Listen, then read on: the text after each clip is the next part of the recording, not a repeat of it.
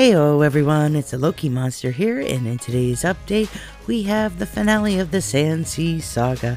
But first, let's check out the Talk Like a Pirate Day. The Alpha Fiend Pirate set has been added to the collection, and I just think it is awesome. So first off, we have the armor. Now the armor has the face built in with the orange glowing eyes and the dark skin, and the hat is available both in the regular hat or also with the fiend face, which is slightly different than the built-in armor fiend face. And then we have the shoulder, and this is so cool. It just seems to be growing right out of your back, this tentacle with the claws. And we have more tentacles on the belt as well as a sword. And this really wicked fiend eye. Can you see Sauron? And it has a little tentacle that wraps around your side here. And then we have the gloves with some big horns. And of course we have the boots. Now we've been hinted at by artists that Nilgrath will be involved in the next saga. So this is the complete set with the sword variation. And you also have a gun and a sword variation that's both in melee and in gun. And we also have just the guns. So let's head to the Sandsea, and the first stop is going to see Nigel. And he's got a token of appreciation. So you need to go into his office and talk to Craig. I just gotta hand in my old quest here for my alloy, and then I get the quest. Now he's gonna grab a scroll and give it to you. It's supposed to be one of the Sandsea scrolls. Arctic's humor, it turns out to be a flapjack recipe. But you do get the Dune Scroller title. Now be aware that this item is not replaceable. So our next part is we're going to go see Fahad and continue the storyline where we left off. So Fahad, you know, is just outside the pyramid, so I just run over here and see him. So basically your conversation with Fahad is just letting you know that you should basically gear up and get ready for tough combat, because it is. And then when you're ready to go see Zoom to continue the story. So I'm just going to take the skiff over to the rebel camp, and I'm going to go talk to Zoom. So you fill in Zoom what's going on and what you intend to do. And you are beckoned back to the Great Pyramid to meet Scorpion by Cal Nobry. And after turning down Zoom's offer to help, you need to head to the Great Pyramid. When you leave the Rebel Den, this cutscene will trigger, showing Scorpion's temple in the sky.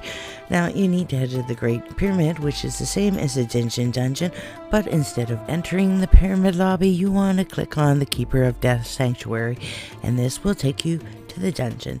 Now this is solo, being the storyline. This place is really beautiful, and these red glowing crystals here are a little bit of a hint at something to come. So to trigger it, you just need to approach her.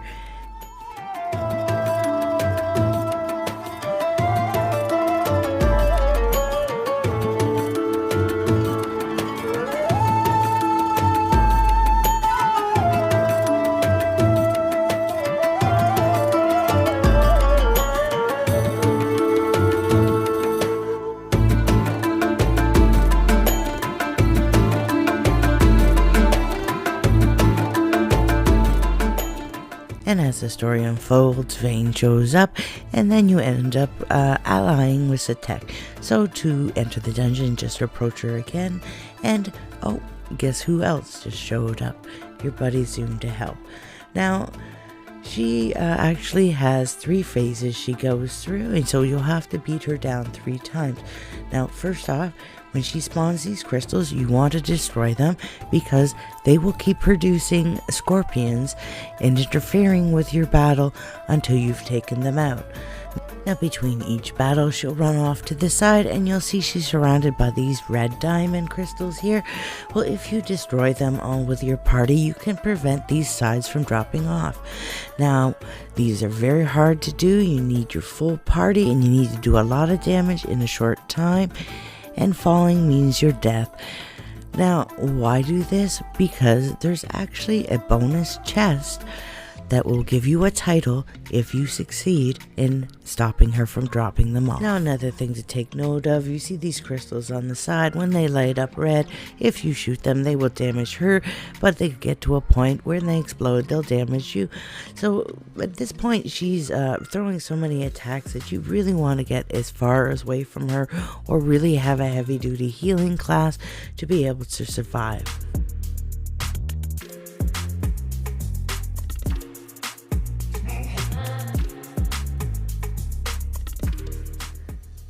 So you all work together and make your escape, and it does end up exploding.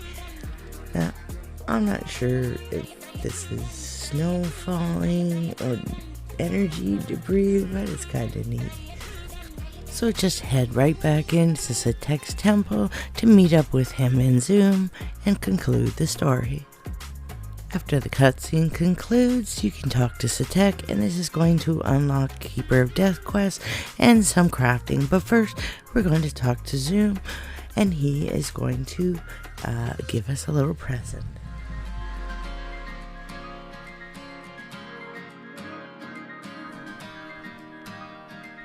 So Zoom gives you his actual bow. Now this bow does vary from the replica bow. I have the replica bow equipped and it is infused to 750. So you see the variation in stats. Now this bow is also infusible, but up to 15 levels, which makes it a 755 in total. It also has that glow. And you also receive a title, the Sandsea Protector. Now, this bow has more importance, so we need to head to Valencia to talk to her. Now, it turns out there's a familiar symbol on the bow, and this bow will do something special.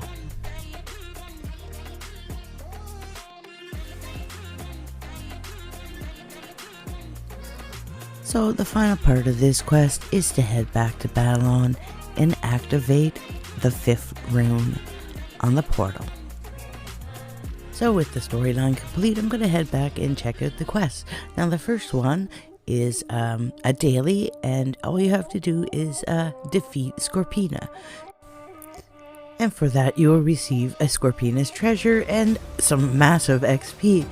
Now the other one is repeatable, and you need to destroy 20 crystals and defeat Scorpina.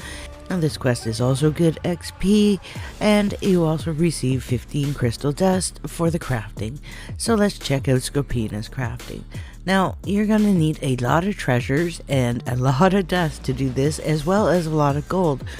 But this set is quite attractive, and not only on females but also the males. So there are two armors with this, the ceremonial and the battle armor, which is a lot more covered. Now these sets are also available for DC, so if you really don't want to do the grind, you don't have to, because they can be purchased. The belt is really cool. The nice thing about this set being black and gold, it goes with so much. The sandals are really nice.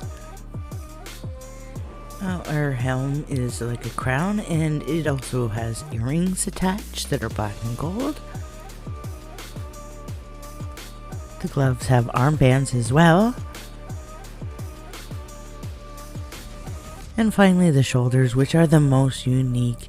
Not only do they have wonderful detail on the shoulders, but they have this wonderful drape that hangs down them. Now last but certainly not least, I love this new change. You now have access to Satek's portal and can travel anywhere in the Sandsea area. I want to thank you for joining me. If you like my videos, hit that thumbs up and subscribe. I see some of you are watching, but you're not yet subscribers. There's still some challenges remaining to come in the Sandsea Saga, but next week we'll see Mogwai return. Thanks for joining me. Goodbye.